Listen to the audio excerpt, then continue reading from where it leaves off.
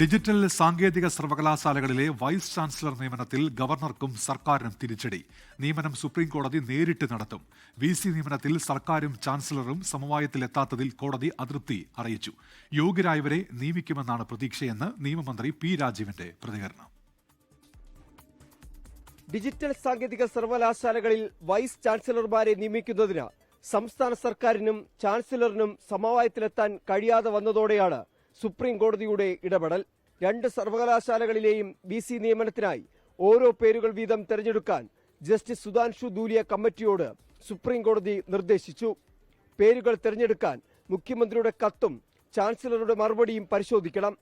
ഇതിൽ നിന്ന് യോഗ്യതകളുടെ അടിസ്ഥാനത്തിൽ തെരഞ്ഞെടുക്കണം.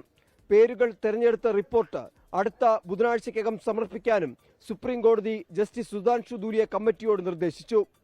അടുത്ത വ്യാഴാഴ്ച കേസ് പരിഗണിക്കുമ്പോൾ സുപ്രീം കോടതി രണ്ട് സർവകലാശാലകളിലേക്കുള്ള VCമാരെ തെരഞ്ഞെടുക്കും. ജസ്റ്റിസ് സുധാൻഷു ധൂലിയ നൽകുന്ന പട്ടിക അംഗീകരിക്കുമെന്ന് നിയമമന്ത്രി P. രാജീവ്.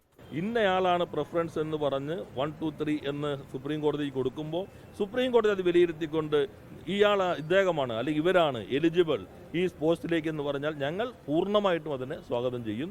അത് ആരാണോ എന്നുള്ളത് ഞങ്ങളെ സംബന്ധിച്ച് പ്രശ്നമേയല്ല. വിദ്യാഭ്യാസത്തിന്റെ നിലവാരം ഉയർത്തുക എന്നത് മാത്രമാണ് സർക്കാരിന്റെ താല്പര്യം. VC നിയമനത്തിൽ ഇപ്പോഴും സ്തംഭനാവസ്ഥ തുടരുന്നുവെന്നാണ് സുപ്രീം കോടതിയുടെ അതൃപ്തി. മുഖ്യമന്ത്രിയും ചാൻസലറും തമ്മിൽ കത്തുകളുടെ കൈമാറ്റമൊഴികെ മറ്റൊന്നും ഉണ്ടായില്ല എന്നും കോടതി ഇന്ന് പറഞ്ഞു. കോടതി VC നിയമനം നേരിട്ട് നടത്താൻ തീരുമാനിച്ചതോടെ സർക്കാർ ഗവർണർ തുടർ ചർച്ചകൾക്ക് ഇനി പ്രസക്തിയില്ല. R. അച്യുതൻ, 24, ഡൽഹി.